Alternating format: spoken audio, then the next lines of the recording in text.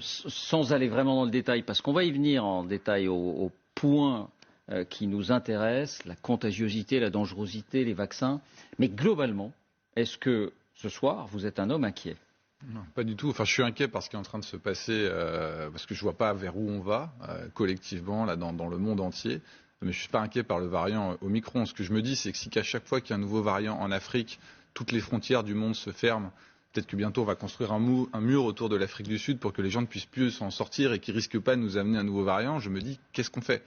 Je ne vois pas en fait vers quel destin nous allons si nous nous mettons à réagir comme ça. C'est-à-dire que quelle est la stratégie aujourd'hui ? C'est-à-dire on arrête tout le monde de voyager, on empêche tout le monde d'aller d'un pays à l'autre jusqu'à ce qu'on ait trouvé une solution pour traiter ce variant et on recommence cette histoire sans fin comme ça pendant des années et des années avec un pass. Enfin, honnêtement, je ne vois pas dans quelle situation. Même si ce variant semble particulièrement virulent ?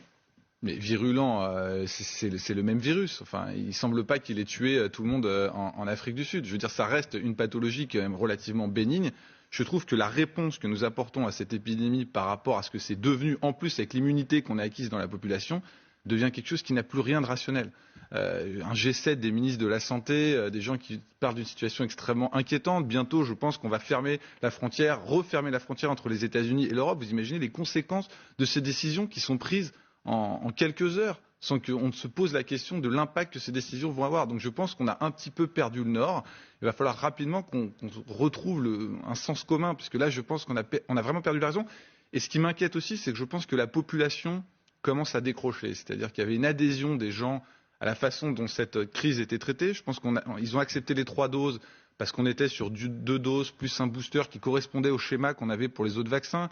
Il y avait l'espoir qu'on allait maintenir une immunité sur le long terme avec ce booster, mais là on se dirige vers quelque chose auquel les gens ne vont plus adhérer. Donc je ne sais pas quelle va être la réaction des gens, mais en tout cas, moi je comprendrais qu'ils soient en colère et qu'ils soient totalement perdus, parce que la réaction qu'apportent les dirigeants de ce monde n'est pas sérieuse. Ce n'est pas sérieux de réagir aussi vite et aussi fort à un micro-signal d'une petite variation d'un virus dont on ne sait rien, et je ne vois pas pourquoi on s'inquiète. Il est hyper contagieux, et alors ?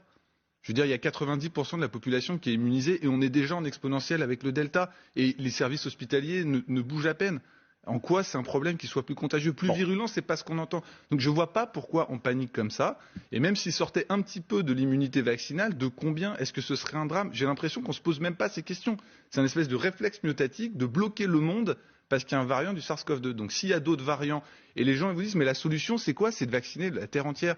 Mais ça fait 50 ans qu'on essaie de vacciner les Africains contre la tuberculose qui tue des gens tous les ans. On n'arrivera pas à vacciner l'Afrique contre le SARS-CoV-2, c'est impossible, avec un booster tous les 6 mois, à chaque fois qu'il y a un variant qui sort. Donc vers où on va ? Je pense qu'on ne va nulle part.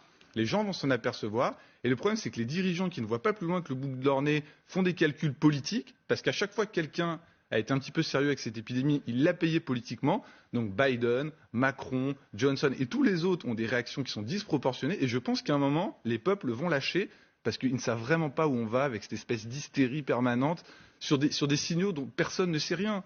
Et même les gens qui sont on va voir.